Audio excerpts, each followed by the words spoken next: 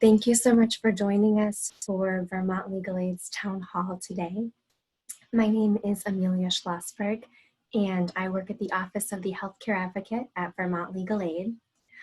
Vermont Legal Aid is hosting these town halls at 10 in the morning on Thursdays. We are recording these town halls so you can watch them later. The recordings are posted on our Facebook page, where we are also broadcasting this town hall. And the recording is also posted on our website. That's www.vtlawhelp.org. Our website is a joint project of Vermont Legal Aid and Legal Services Vermont. We've been covering various civil legal issues over the past several weeks. We've talked about housing, we've talked about unemployment, we've talked about healthcare, and some other topics. We have a guest, and you can ask questions. If you're joining us via Zoom, you can type your questions into the Q&A box, and I'll ask those questions of our guest. You can also see a typed answer in Zoom as well to each question. If these questions will be answered, and if you have a private and a confidential question you want to ask us, you can always call the phone number. 1-800-889-2047 is the phone number to reach Vermont Legal Aid and Legal Services Vermont. Our help is always free and confidential, so if there's a question you don't want to ask here, you can ask it there. If you're joining us on Facebook, you can type your questions into the comments section of the Facebook Live video, and we'll get your questions answered that way. And if you're calling in, again, we don't have a way for you to ask questions over the phone during the town hall, but you can call us at that number to get your questions answered if you don't hear an answer during the town hall and you don't see an answer on our webpage. One more quick note before we get started with today's guest. We are hosting a virtual legal advice clinic that will give free legal assistance to Vermont seniors. That's folks living in Vermont that are age 60 and over. We'll answer your legal questions about COVID-19 or any civil legal question. That means things like healthcare, Social Security, debt, housing, unemployment, and more. You can give us a call and leave a message to have your free 20-minute appointment. This clinic is on Wednesday, June 10th from 9 a.m. to 11 a.m. And to schedule an appointment, you call us at 802-318-4169. That's 802-318-4169. Leave us a message to schedule that appointment. So that's a free legal advice clinic for Vermonters over 60 years old. So thank you for asking your questions, typing them into the Q&A box, and let's see, I think the next step here is to welcome our guest today. Our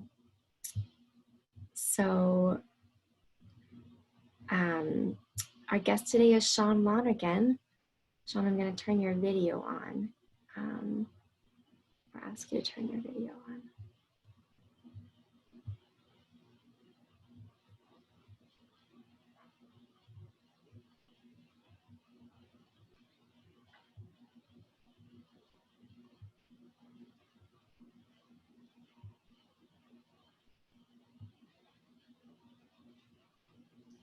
Hello? Hi, Sean. Hello. And I'm going to ask you to start your video too. Sorry, I think I had stopped you from doing that before.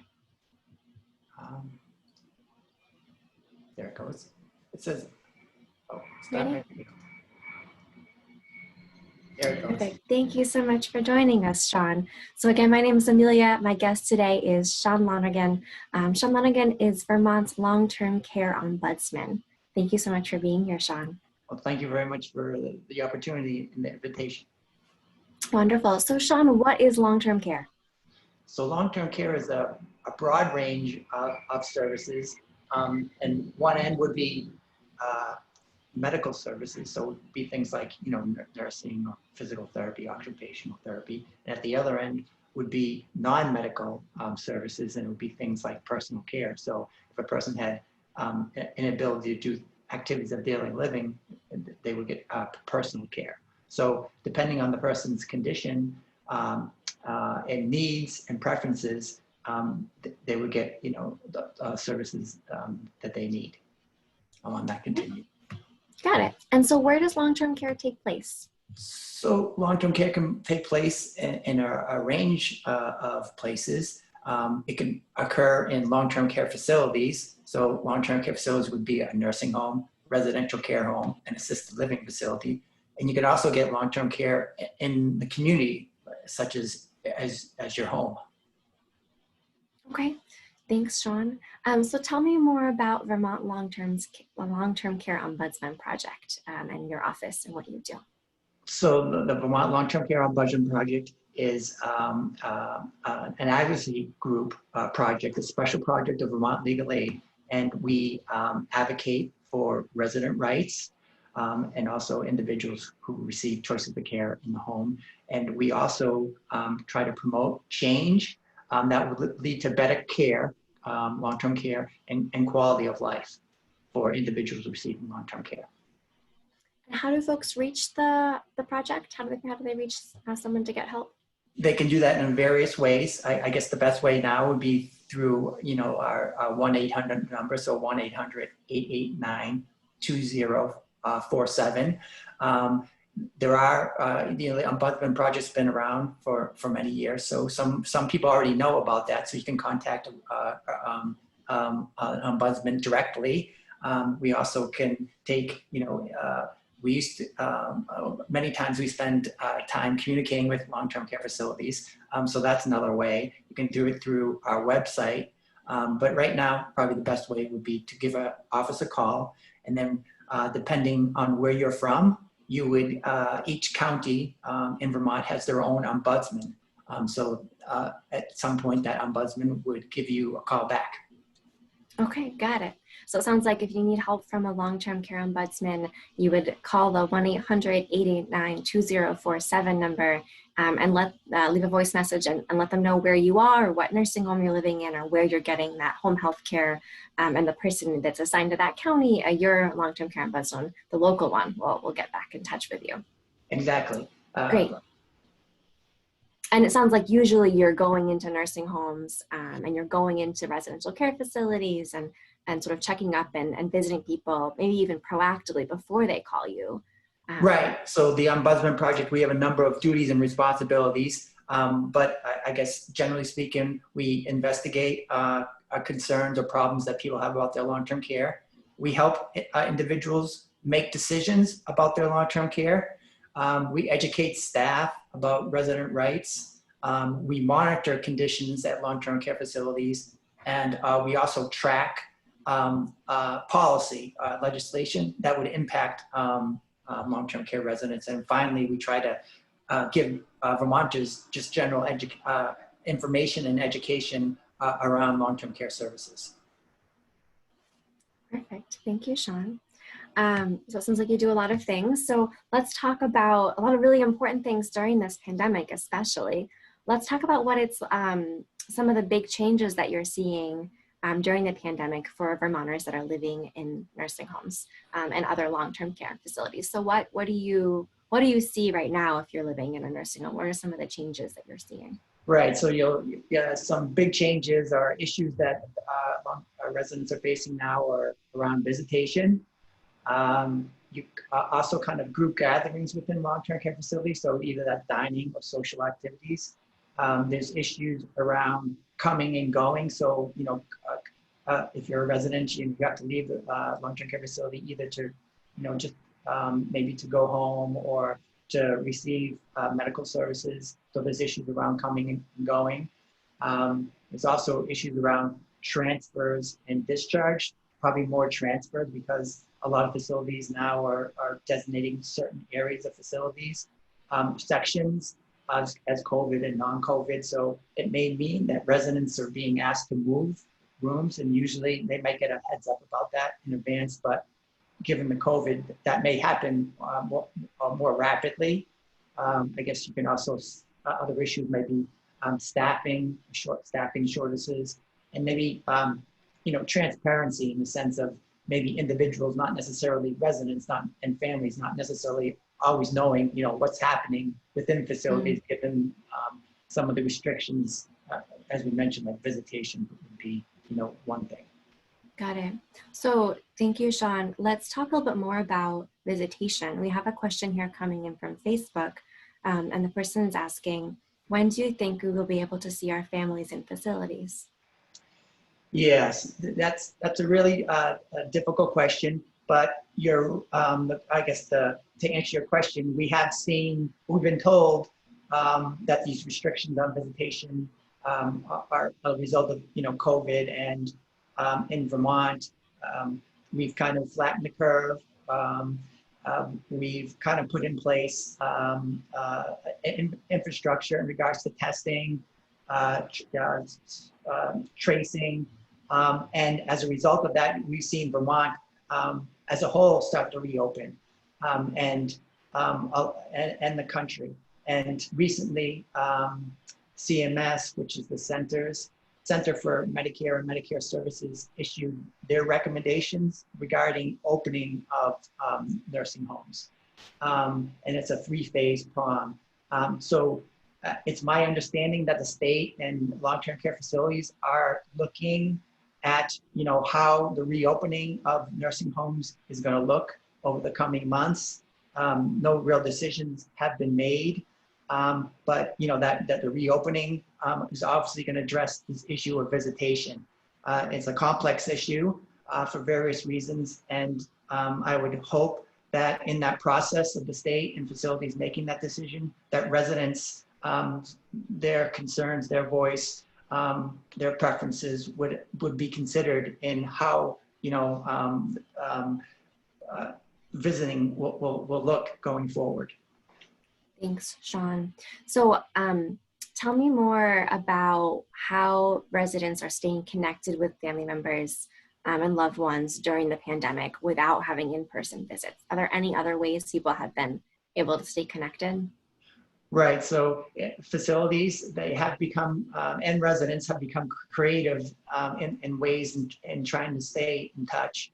So many facilities have established regular communication, with family members. So that's one way, an example of a way in which families can know what's happening within the facilities. So phone calls with the family members regularly. Right, and even the facilities may contact, kind of have meetings with families where they're telling, okay, this is what's happening in the facility, this is what we're doing, this is what we're seeing. And so that's one way in which family members can at least have an idea of what's happening within facilities. And as far as communication with family members, with residents, you're seeing things like virtual visits, like you said, phone calls. You're also, you may have heard of window visits where, facility members can, residents can see family members, from outside. And I should note that with the weather getting warmer, some facilities have started, outdoor visiting, again, kind of practicing social distancing and taking other precautions, but that's kind of a more face-to-face visit. So we're seeing some facilities do that. So those are some of the ways in which families and residents have tried to overcome the current prohibition on visits in facilities.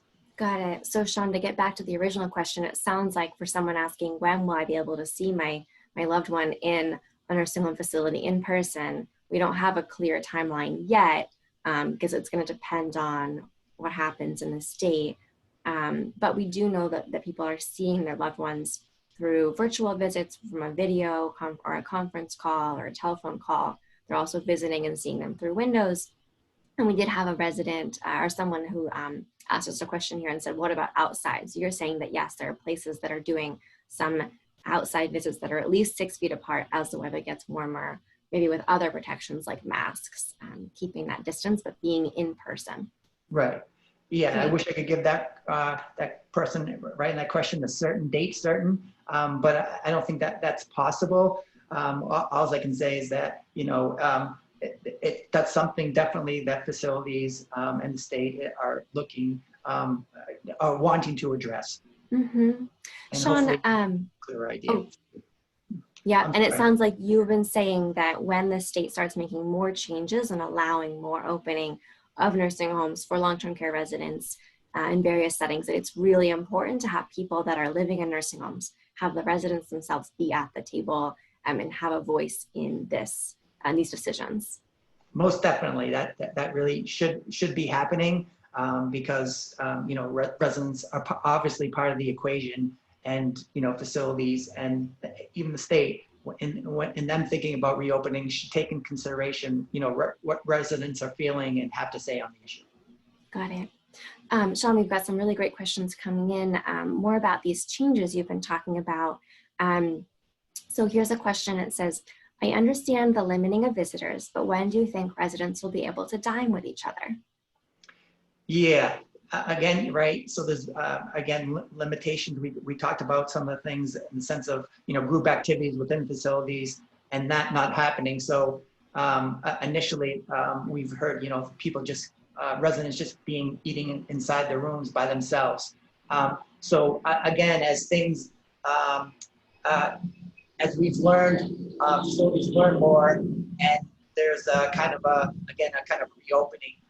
Um, I guess I've heard of facilities where residents are eating together, but again, practicing social distance. So it might not be that you have six residents around a table. It may be that you have two residents at that table, and then tables in a way in which it's socially distant. So I can't say for certain. I don't know if you hear that. I live by the airport here, so I apologize for that, for the airplane there. Getting back to, so I think that's happening in some facilities, and again, lots of times some of these things are going to be facility specific, right? So it's not necessarily going to be like a red line or every facility doing the same thing. It may depend on the facilities, what they think that they're capable of doing. So in some facilities, we are seeing, again, not the group meals that we've seen before, but opportunities for residents to eat together, but in a socially, I guess, distance and responsible way. Got it. Thank you, Sean. So I guess I have a follow-up question for that. If I'm in a nursing home or a long-term care facility or residential care home, and I'm not getting the connection that I need, whether that's, I'm feeling isolated in my room, or I'm not getting a chance to connect and to be in community, what are some resources for me in that situation?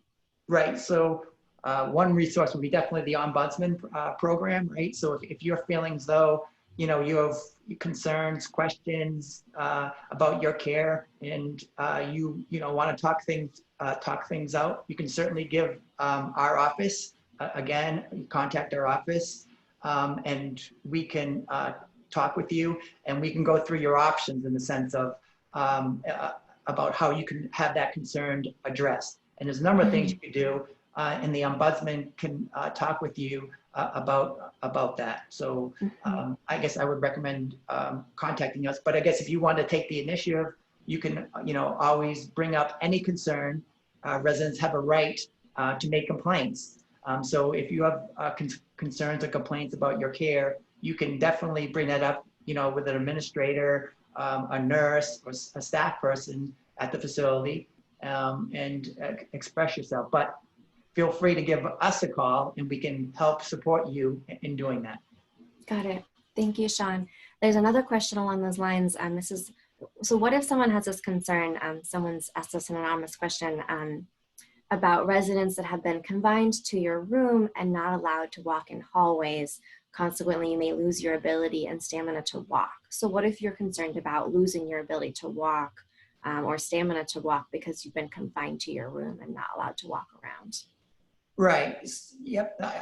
So again, you can contact the Ombudsman, and that's something that should be addressed.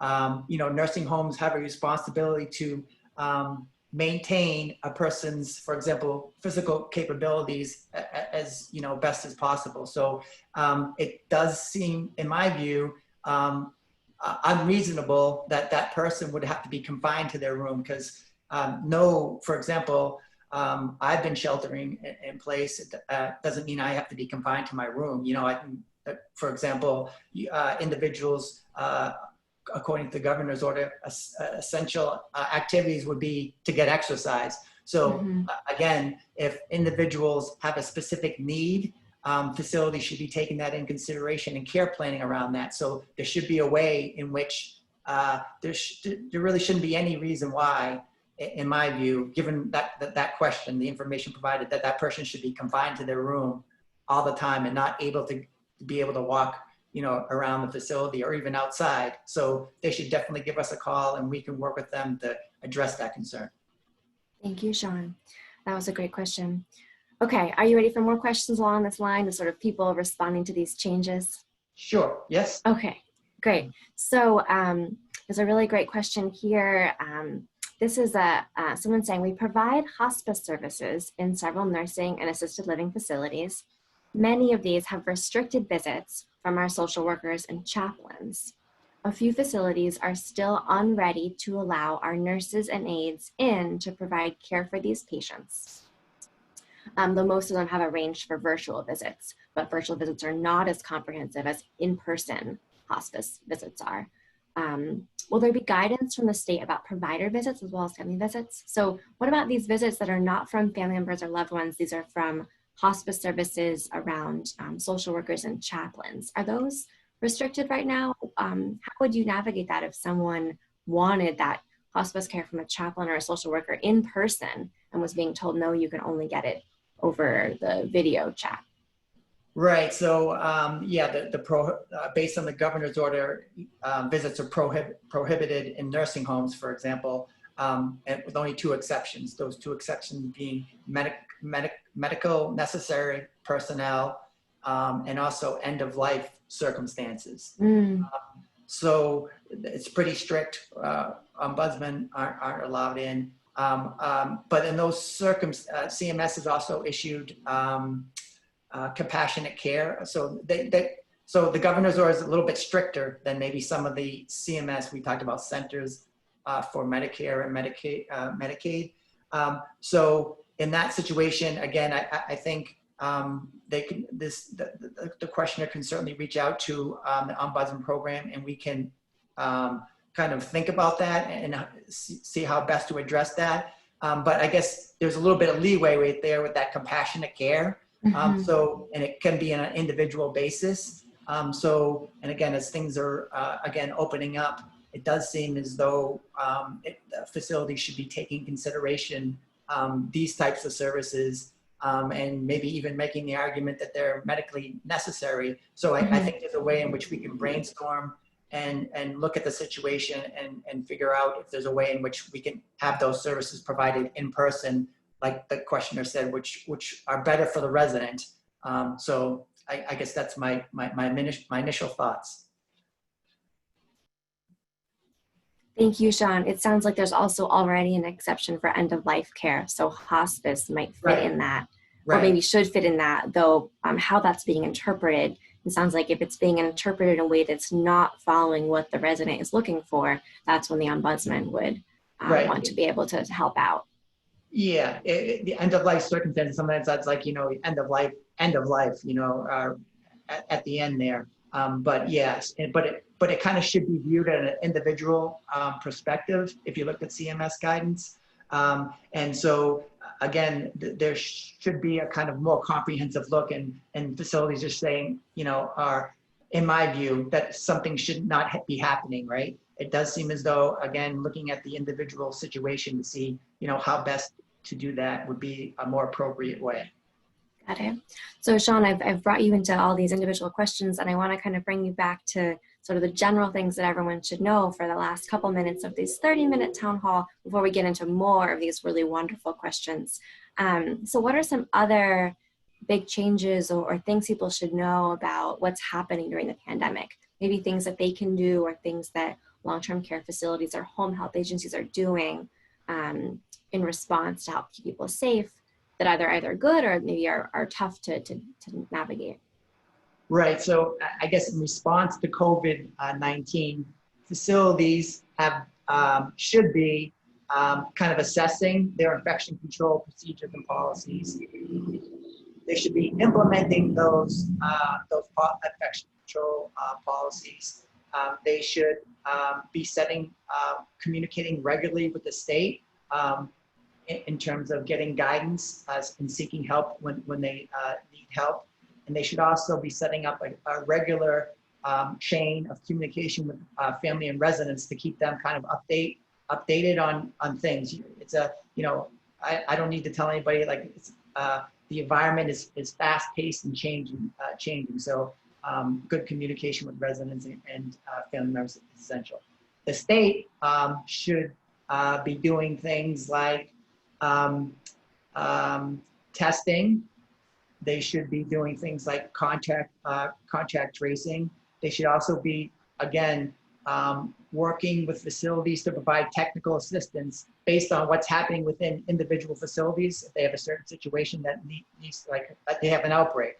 So if they have an outbreak, obviously the facility should be communicating and working with the state to how best to mitigate that outbreak. And in addition to that, the state should be pushing out information that's coming from them and also from the federal government in regards to policies and procedures, best practices. And then finally, the state should also be regulating facilities. So in regards to the certain things that facilities should be doing in response to the COVID. So the state should be ensuring that they're enforcing those rules. And again, working with facilities to make sure that, for example, infection control is maximized and being done in a proper way. Great, thank you, Sean. That sounds like a lot of really important changes that are happening right now and really important ways to help limit the spread of this disease. I know that in Vermont and across the country, nursing home residents and people that are getting long-term care have really been made very vulnerable and kind of experience a lot of illness and a lot of harm from this pandemic. So those sound really important.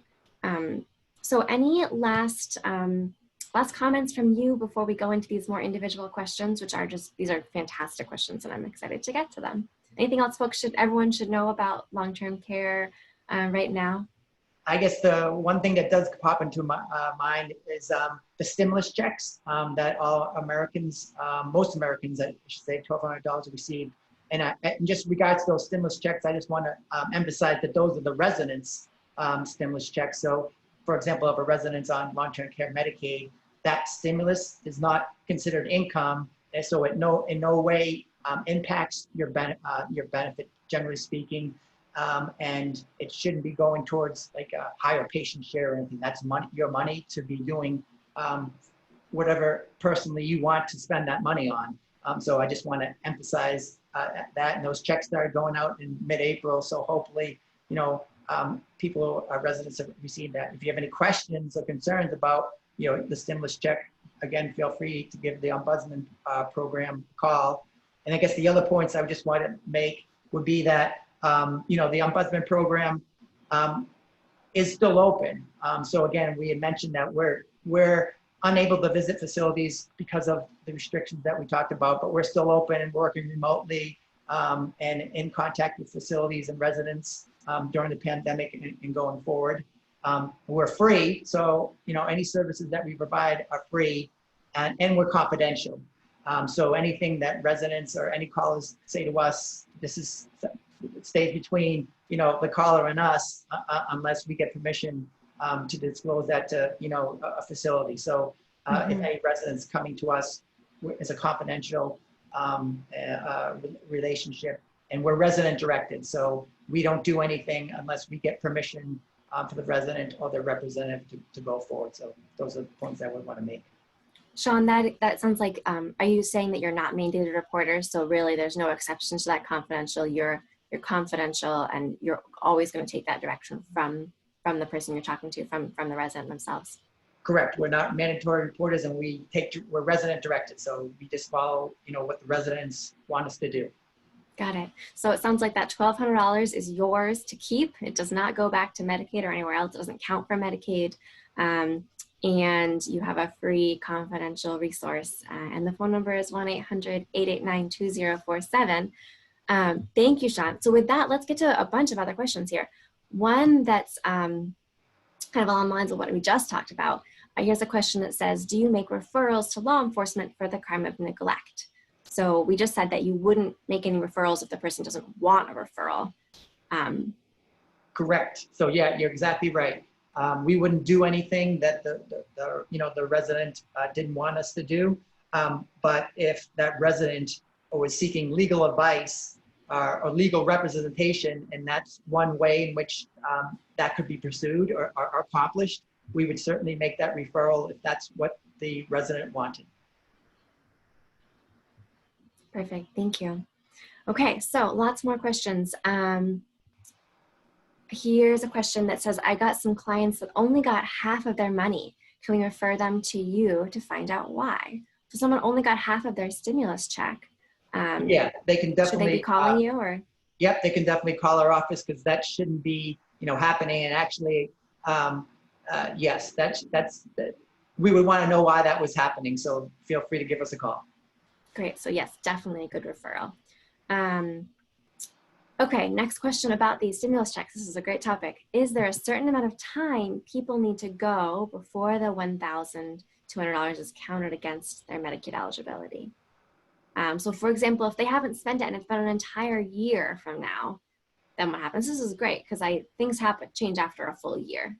Correct. Yep, you're right, Amelia. So if a resident did not spend that money within approximately 12 months, then it could possibly count as a resource and impact benefits. But resident has up to 12 months to spend that money.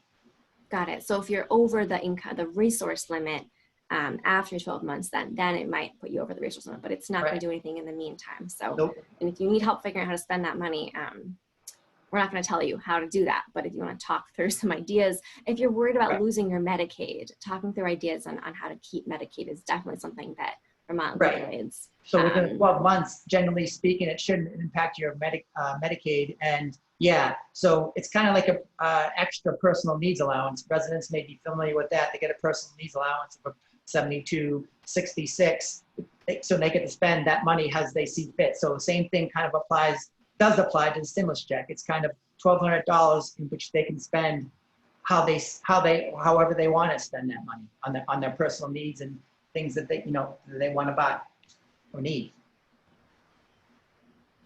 Thanks, Sean. Okay, so another great question here. What is the current Vermont guidance for additional restrictions after a resident has left the long-term care home for a doctor's visit? Yep, that's going to depend on facilities. Generally speaking, if an individual leaves the facility and goes to see a doctor, it could be that they are isolated in some fashion from the rest of the residents for up to 14 days. So generally speaking, if someone's going to regular dialysis or someone went home for a weekend, you probably need to talk with the facility, and maybe it's a good idea to find this out beforehand. And they should have some kind of policy and they'd be able to explain to you what's going to happen. But it is possible that one thing that could happen would be that they would be isolated for a period of time, given the fact that they left the facility and kind of come back. Thanks, Sean. So is that specific to one? Is that nursing home specific or residential care home specific, or is there a general Vermont guidance that all facilities are following? Yeah, it's all long-term care facilities. We're probably generally following that, guidance. And again, it's guidance. So, facility for various reasons may say, well, we're not going to, do the 14 days or whatever. So again, that's guidance. That's general guidance is that, if you're, for some reason, you've left the facility for a period of time and coming back, you're going to be, due to COVID, you're going to be isolated potentially. So it's limited interaction with the rest of the facility for a period of time due to that kind of, we mentioned comings and goings. So that's an issue that residents are facing when they leave. what's going to happen when I come back. Mm-hmm. And again, if they have questions or concerns, they can certainly come to the contact an ombudsman. We can talk that through and, you know, work with the facility, ask the facility, what is your policy, and try to get an understanding of what they're doing. Mm-hmm. Thank you, Sean. So we have a question here about testing. This person's asking, are a lot of residential care facilities having contaminations? Tests haven't been available in the one that my loved one is in, since no one has shown any symptoms. But what statistics do we have in Vermont? And is the state going to provide this kind of information? Right, so there's multiple questions there. The first one, I'll say that the state does, in regards to information about long-term care facilities, at the end of each week, the Department of Health does issue kind of a summary of what's happened up to that point in regards to COVID, giving a breakdown of the demographics. And one criteria is like long-term care. And over the past weeks, approximately 50% of fatalities in Vermont due to COVID are related to long-term care. So that's one way in which they don't break it out, you know, per facility. I haven't seen anything along those lines. But so that's one way in which you can figure out kind of what's happening in long-term care facilities in regards to total fatalities. Testing, no. If there's an outbreak in a facility, the facility will be given the option, everybody. So if there's a staff member that tests positive or a resident tests positive, Department of Health will notify the facility that there's, you know, been a positive COVID, either in a resident or a staff. They'll give the facility staff and residents the option of being tested. And then they'll do follow-up testing based on that. So I think his initial test, and then 3 days after that initial test, and 7 days, 10 days, 13, 14 days. So that's what would typically happen. But if there isn't, she mentioned residential care homes, so that's a little bit different. Nursing homes do have the option potentially to do more testing, but is what I know, as far as I know, is that residential care homes, they're not going to be at this point given the option to just do testing without probably a positive test happening there. Okay, so it sounds like there is not necessarily widespread testing in facilities where there have been no symptoms. What do you do if you are living in a long-term care facility and you want to get tested, but you haven't had symptoms, or you're not sure if you had symptoms? Yeah, so again, not everybody can get tested, but if you had reason to believe that you should be tested, you had symptoms or what, you would need to get an order for that testing, and then you would get tested through that process. I know this is kind of complicated. You know, Vermont does have these pop-up tests now where people can call up and throughout Vermont and get their, you know, own test. So I guess a staff member could do that. And again, there's different rules here or guidance depending on the facility. So nursing homes, you might have the option of getting, they talk about enhanced protocols, which includes more testing. But if you're a residential care assisted living, you're probably not going to have that option. So I don't know if I did a good job of answering that question. But if you wanted to get testing, you would probably have to do it in a way outside the facility, if that makes sense. If there aren't people with symptoms, then right. the testing probably wouldn't come to you, but right. you might be able to figure out a way to go to the test. Right, exactly. Okay, got it. Right. Thank you, Sean. Well, okay, so another really wonderful question here on a different topic. When will nursing homes be able to admit new residents? So are nursing homes admitting new residents now? Okay, yes. So that's, again, it's going to vary. It's going to vary depending on the facility. There's no rule that facilities can't admit new residents. Facilities may make that decision on their own for various reasons. They might be legitimate, right? Because they might be concerned about bringing COVID in. They might not feel as though they have the staff to manage, you know, the staff. So, but there's no prohibition for new admissions, and facilities should have again, I guess I'm saying so there's no reason why a facility, there's no prohibition. So if a facility feels as though they should can accept someone, they can do so. I guess that's what I would take. And I guess if I hear a negative, well, we're not accepting residents, I would try somewhere else to see whether or not that would be different. And again, it could be on a case-by-case basis where a facility is evaluating whether or not they feel as though they can appropriately care for that person. So there's no prohibition on admissions at this time. Got it. So for the question, when will nursing homes be able to admit new residents? They can admit new residents right now, but they may be choosing not to. Exactly. You answered that much better than I did, so thank you. I'm just summarizing what you're saying. Okay. More questions about resources here. So this question says, when might adult day programs reopen? So are there adult day programs that are open right now that you know of? Do you have a sense for what those resources look like? Adult day have been closed, right, under the governor's orders. At some point, yes, there will be reopening. I don't know necessarily exactly when that's going to happen, but I would still contact adult days because they are providing some services, including services in people's homes. So even though they're not operating like they used to 3 months ago, they are still providing services. So I guess if you're familiar or with adult daycare or been receiving services there previous, I would contact them to get an idea of when they're going to, when they think they're going to reopen, and also whether or not they might be able to provide you some services in the meantime. Perfect. Thank you. Okay, so more questions about facilities. Are there any limitations with switching facilities if you're unhappy?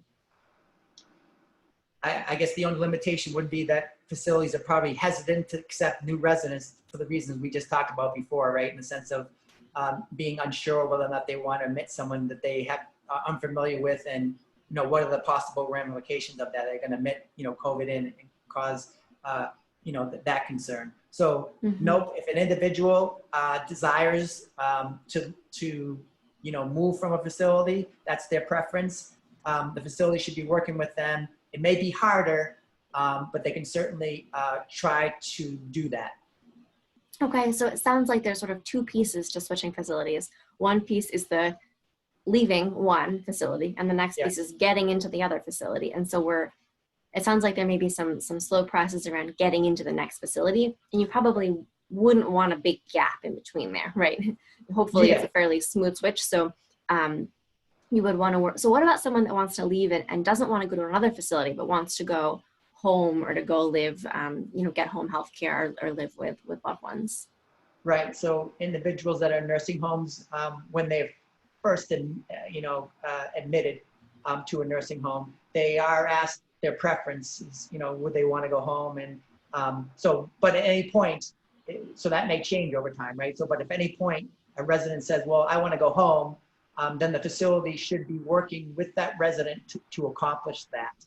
So it's called Discharge Planning, right? And I'm saying that I want to return to my home, and if I need services, home health services, they should be working with me to make that happen so I have a safe discharge to home. So a resident certainly can say, I have a home that I come back. So there could be obstacles, right? If you don't have a home, or that going home could be difficult. So, but the point being is that if you have a preference, your preference is that you want to leave the facility has an obligation to work with you, and Ombudsman can be part of this process to make sure everybody's doing their job in the sense of trying to ensure that this resident's preference is met.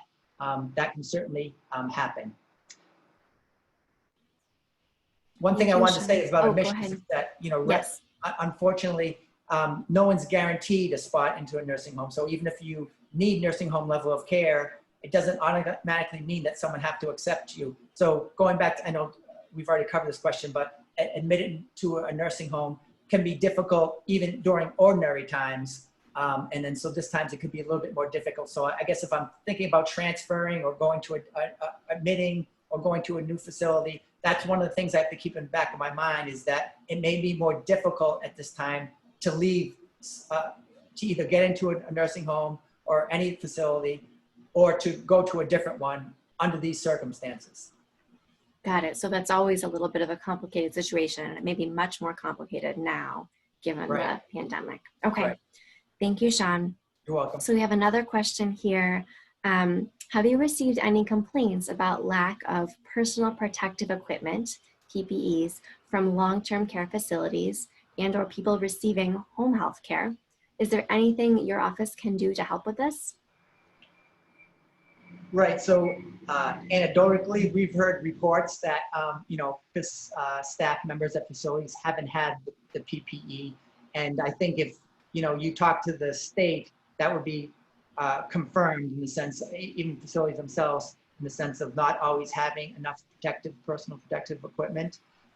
If individuals are having difficulties with that, we can certainly talk with them. We are advocates for residents, but at the same time, we do talk to staff. So if staff felt as though they weren't getting that, we could certainly provide them with some ways in which they could maybe get their concern addressed, including making a report to the state, for example. So if staff are mandatory reporters, right? So if there's something that's impacting the health and well-being of residents, they may be in a position where they should be reporting those things. But yeah, and I guess I would say that the personal protective equipment has been an issue, and we can certainly talk with them about how they can maybe get their complaints addressed. Got it. Thank you, Sean. So it sounds like you are you're primarily there to support residents and resident-specific questions, not staff. But these kinds of questions do impact residents, and so maybe you would want to hear about them. And you have heard about these kinds of things. Yes, we have. Right. Got it. Okay, thank you. You're welcome. So more questions here. We've been talking about how difficult that it can be for you to switch between facilities. If you're a resident and you live in a nursing home and you want to live in a different one instead, or switching between assisted living or switching between residential care homes. This question here is a little bit different, but all on the same themes. This person's asking, are there restrictions on staff working in more than one facility? Historically, many staff have had part-time jobs at multiple healthcare facilities, which would increase the risk of transferring infection between facilities. So what about that situation where staff are switching between facilities? Yeah, there's no prohibition, written in regulation that says that staff can't have work in multiple facilities, and that is problematic. So what you say, the questioner says, is correct. It could be that would increase the likelihood of transmitting, or spreading the virus, given that they're working in multiple facilities. And I guess one of the things in thinking about COVID and how to, its impact on nursing homes, one of the things long-term to think about is that it's no secret that salaries pay for support staff in long-term care facilities is very low. So that forces many times staff to take on multiple jobs in order to pay their bills and, earn a decent living. So that's like kind of a function of the industry. And certainly, things like, extra hazard pay legislation, in Vermont now, for example, for essential workers, should include, staff in long-term care facilities. And then going forward, it should kind of be an examination of the rates that staff see. So yes, that can certainly, what that question is asking, that would increase the likelihood of spread, and it's a function of the industry itself. Perfect. Okay, thank you. That's helpful information, and it sounds like there is additional risk, and part of that risk that you're saying is a problem, but it's also understandable given the no secret that it's a low-paying position. Okay. Right. A really great question came in just now from Facebook. What is the facility's obligation to tell a new admission if there is an individual who has or who is being tested for COVID-19. So tell me more about if you live in a nursing home, and is the facility required to tell you if someone there has tested positive? Or what if you're going to a new nursing home? What's the requirement for them to tell you you may be entering a space where someone's tested positive? Is there a requirement there? Right. So I think that would, residents have a right to keep their of confidentiality of their medical, records. I guess the first thing would be they wouldn't. I don't think that a facility would disclose who has COVID unless they have permission. But certainly they should be disclosing to residents that we've had a case that's either staff or residents. And they should be, if that's happening, the residents and staff within that facility should be told that that's happening, and this is what we're planning to do to try to mitigate or address that issue. There is, again, you wouldn't you'd be required to identify that person, but you would be required to say, well, this is what's happening and occurred, and this is what we're going to do. Certainly, if you're looking to go into a nursing home, one of the questions you want to ask are, what are your policies around COVID? What do you do if there was an outbreak, and do you have any current cases right now? You could certainly should ask those questions up front, so you have an idea of what you're getting into, and also can feel satisfied that the facility has a plan going forward if there is an outbreak or if they have current cases.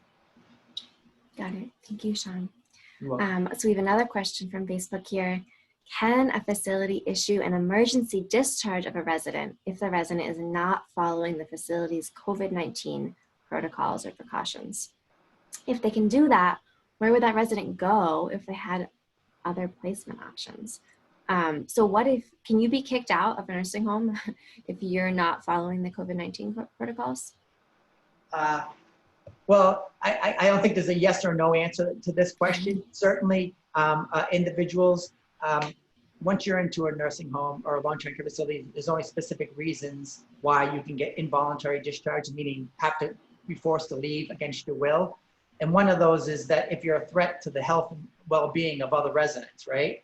So if you want to take that forward, and an individual was being neglectful or in regards to them exposing themselves and then possibly putting other people at risk, you can see how a facility could possibly make that argument. Whether or not that argument is enough to get that person involuntary discharge is going to depend on the facts of the case and the decision maker. So I guess the thing is here, it's possible that could happen, but again, it's going to depend on the facts. And you would also hope that the decision maker would take into consideration that if this person doesn't have a place to go that's willing to take them, then it doesn't seem safe to involuntary discharge that person. So it's a very good question, very complex, and it's going to depend on multiple factors. And it's, it may be, again, it's not like a strict rule, but it's going to be kind of like fact specific. It could happen, but there's many things to think about before that should happen. Sean, if you are if you are in the process of being discharged, whether it's emergency discharge or just, I don't know, slower discharge, and it's not what you want, and you want to stay, is the Long-Term Care Ombudsman Project a support for you? Most definitely. So if something like that's happened, if you're getting discharged involuntary, there's a certain process that they need to follow. One of the things, you should receive written notice of that happening and why. And if you get a notice, or even if you don't get a notice, you've been told that's going to happen, the Ombudsman Project should certainly call us, and we can help you, fight that discharge if that's what you want to do. Got it. So it sounds like you help people that are in a nursing home or a long-term care facility setting, and they want to leave voluntarily. They want to leave on purpose. You would help them figure that out, and you help someone that's living in a long-term care facility and does not want to leave, but someone's trying to make them leave. You would help those people stay. Exactly. So you do both. Great. Both. Right. Yep. Perfect. Okay, wonderful. So on a different Oh, this is a follow-up question, sort of a related question about that. People that are being forced to leave their home in a long-term care facility or where they're living that they don't want to leave. This one person's asking, what if the person who is not able or not willing to follow the protocol around COVID-19 has a disability or mental illness? Would that change how you hope that the facility would handle that Yes, situation? it should be. So the person should be given a reasonable accommodation, for example, and the fact Mm-hmm. that they have, you know, disabilities should be care planned around. So again, there's a big difference between someone like intentionally, maybe doing things that put other people in risk versus an individual who, through, other circumstances, is something's happening. So yes, that's a totally different situation. And again, the facility should be care planning around that person's unique needs around that, and that shouldn't result in a discharge. Discharge is like a last resort. You're kicking someone out of their home. All other alternatives should be pursued before you reach the conclusion that this person needs to be discharged, and you're gonna do that to a person. It sounds like that the long-term care ombudsman would be helping that resident that doesn't want to leave, ask for a reasonable accommodation to stay and find a way to make it work. That's what they want. Right. We work, whether it's, yes, that should not be happening again. Discharge is a drastic move, pursued only after all of the alternatives have been examined and explored. And, so yes. Thank you, Sean. Okay, we're nearing the end of our time here. Here's another really wonderful question. We've really answered so many wonderful questions today. This question is saying, my mom has been admitted to long-term care. Are there guidelines regarding time limits to going into her apartment and moving or closing up her apartment? So time limits. So the resident she's moving into a long-term care facility and she has a separate apartment somewhere else. Is that what you're saying? It's my interpretation, my guess is that this individual that's asking the question is not the person moving into the long-term care facility, but the person's asking and saying, oh, my loved one's moving in. How soon or how long do I have to wait before I can go into where she used to live and kind of close up that apartment or do things there? Yeah, I guess there's, whenever you leave somewhere, you're going to give notice that you're leaving somewhere, right? Usually 30-day notice. And then you would want to take out, the person's any belongings. So I don't know if I'm completely following the question, but I guess there's a time limit for her to move back in. I'm not sure. I guess I'm curious is, this person saying my mom has been admitted to long-term care, and I'm curious whether the mom wants, like what the mom wants here. And I'm wondering if that'd be sort of where your head would be going to, like if this person's calling and saying, okay, here's what's happening. What can I do next? I'm curious if part of the answer is, well, what does your mom want? So again, I guess if that's the mom's apartment and that's hers, then that has to be factored in. And I don't know whether, moved into long-term care, sometimes people move back out. So I guess in this situation, we will maybe want to flesh out the details a little bit more.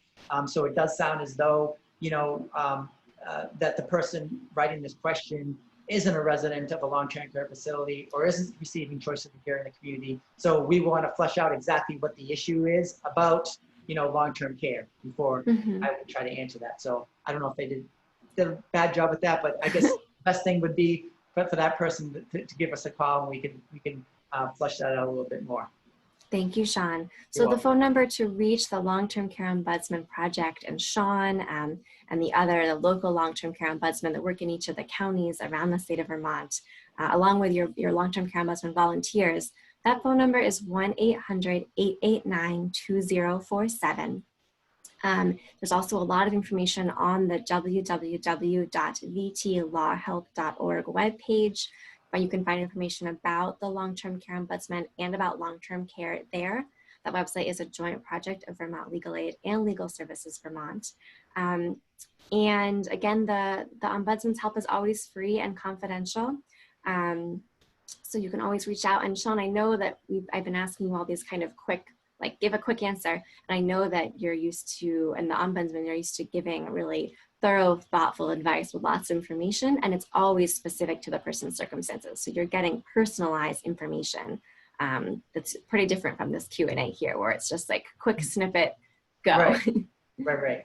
Yes, yeah. So yeah, I'm trained as a lawyer, so I know I can be long-winded, so I apologize for that. That's fine.